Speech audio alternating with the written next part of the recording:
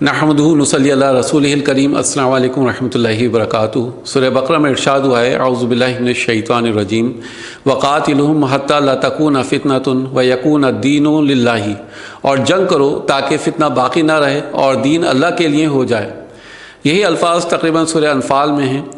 ارشاد ہوا ہے وقاتلہم حتی لا تکون فتنۃ ویکون الدین کلہ للہ، اور جنگ کرو تاکہ فتنہ باقی نہ رہے اور دین پورا کا پورا اللہ کے لیے ہی ہو جائے۔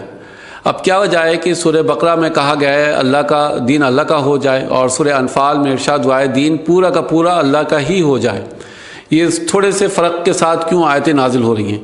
تو ان کا جو سیاق و سباق ہے اس کو اوپر ہم نظر ڈالتے ہیں۔ دونوں آیتوں کا تعلق دراصل غزوہ بدر سے ہے۔ مکہ سے مسلمانوں کو نکال دیا گیا تھا اور یہ ہمیں پتہ ہے ان سبھی کے ساتھ ناانصافی ہوئی تھی۔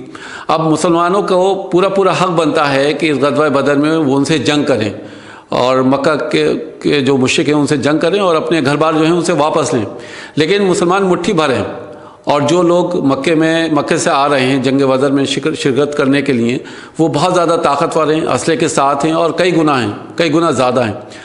اب اس وقت جب بھی آپ سوچئے کہ جب بھی کوئی تصور کرتا تھا دین کے بارے میں تو وہ فوراً اس کے ذہن میں کعبہ آ جاتا تھا، یعنی مکہ آ جاتا تھا، تو وہ دین کا تصور کر ہی نہیں سکتا تھا بنا مکہ کے، کیونکہ ہر ایک قبیلے کا خدا جو ہے وہ مکہ میں موجود ہے۔ لہذا جب اللہ سبحانہ و تعالیٰ کا ارشاد ہوا کہ دین اللہ کا ہو جائے تو ان کے ذہن میں کیا ہوتا تھا؟ ان کے ذہن میں فوراً یہ بات آ جاتی تھی کہ مکہ اللہ کا ہو جائے۔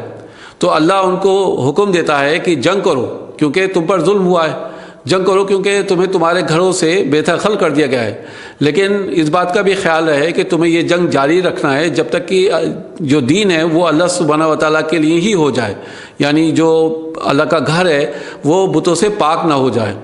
جنگ تب تک کرنی ہے تم لوگوں کو جب تک کہ یہ جو کعبہ ہے دوبارہ ابراہیم علیہ السلام کے بنائے ہوئے طریقے پر نہ آ جائے، فتنہ ختم نہ ہو جائے۔ فتنہ یعنی باطل بتوں کا ڈیرا تھا، جبکہ اصل حقدار جو ہے وہ اللہ سبحانہ و تعالیٰ ہے۔ تو دراصل جب ہم دیکھیں گے سورہ بقرہ کا سیاق و سباق تو یہ آیت نازل ہوئی ہے غزوہ بدر سے پہلے۔ مسلمانوں کو ابھی کچھ بھی نہیں پتہ ہے کہ غزوہ بدر میں کیا ہونے والا ہے، لیکن اللہ سبحانہ و تعالیٰ کی طرف سے یہ آیت نازل ہوئی اور ان کو بتا دیا گیا کہ وقاتلہم حتی لا تکون فتنۃ ویکون الدین للہ، کہ تمہیں جنگ جاری رکھنی ہے یہاں تک کہ دین اللہ کا ہو جائے۔ پھر جنگ ہمیں پتہ ہے کہ ہوتی ہے، غزوہ بدر وجود میں آتی ہے اور اللہ سبحانہ و تعالیٰ مسلمانوں کو فتح دے دیتا ہے، تو جو واقعی میں ایک معجزے سے کم نہ تھا۔ سوچئے کہ کہاں صرف 313 صحابہ ہیں اور وہ بھی بنا کسی ہتھیار کے، اور وہ جیت جاتے ہیں۔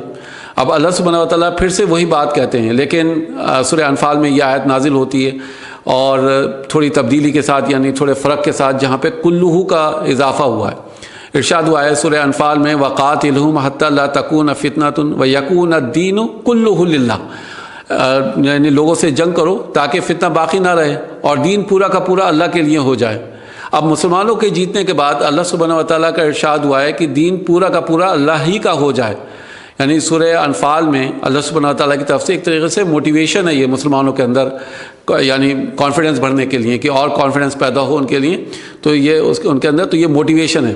اگر اللہ سبحانہ و تعالیٰ نے یہ بات پہلے کہہ دی ہوتی تو مسلمانوں کو اس کی اہمیت کا اندازہ نہیں ہوتا، مگر اللہ سبحانہ و تعالیٰ نے ان کو پہلے جیت کا مزہ چکھایا ہے اور ان مسلمانوں کو لگنے لگا کہ یہ جیتنا یعنی پاسبل ہے، ممکن ہے۔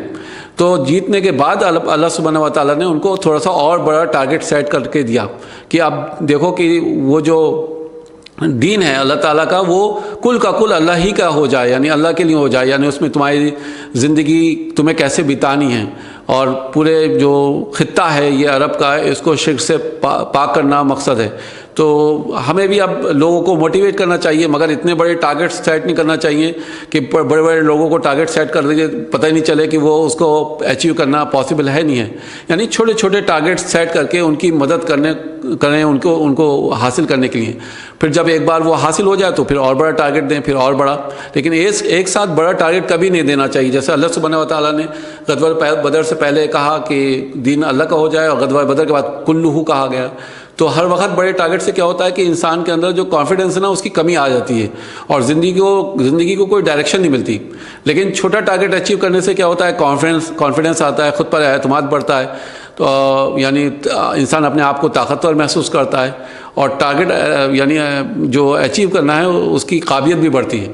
تو اللہ سبحانہ و تعالیٰ ہم سب دعا ہے کہ ہم سب کو ایک اچھا پلانر بنائے، ہمیں دور اندیشی سے کام لینا والا بنائے، اور اپنے ٹارگیٹ کو سیٹ کر اور اس کو اچیو کرنے والا بھی بنائے۔ وآخر دعوانا ان الحمد للہ رب العالمین۔ السلام علیکم ورحمۃ اللہ وبرکاتہ۔